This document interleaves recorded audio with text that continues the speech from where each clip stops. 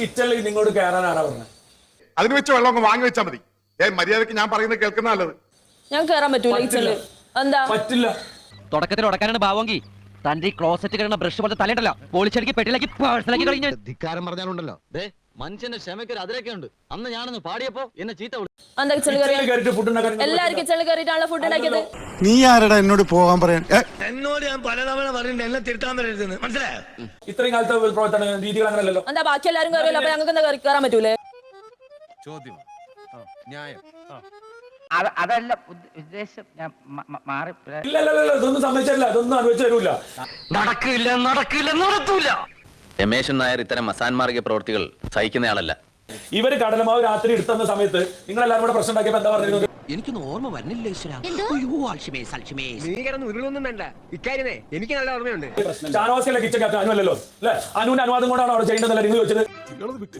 ആരംഭിച്ചു ഇനി പറഞ്ഞിട്ട് കാര്യം നമുക്ക് വേറെ പറയാം. ഇപ്പൊ ഇങ്ങനെ ഇരട്ടത്താപ്പ് പറയുന്നത് നിങ്ങൾ. ഇതിപ്പോ വീക്കെൻഡ് ആണ് ഷാനവാസ്. അതുകൊണ്ട് ഇപ്പൊ എന്താ? അല്ല ഒന്നുമില്ല. നിങ്ങൾ ഒരടവും ഈ ഗോപാലകൃഷ്ണ പണിക്കരുത്ത് എടുക്കണ്ട. മര്യാദ പണിക്കര് മര്യാദ, പേശക പണിക്കര് മഹാപേശകം.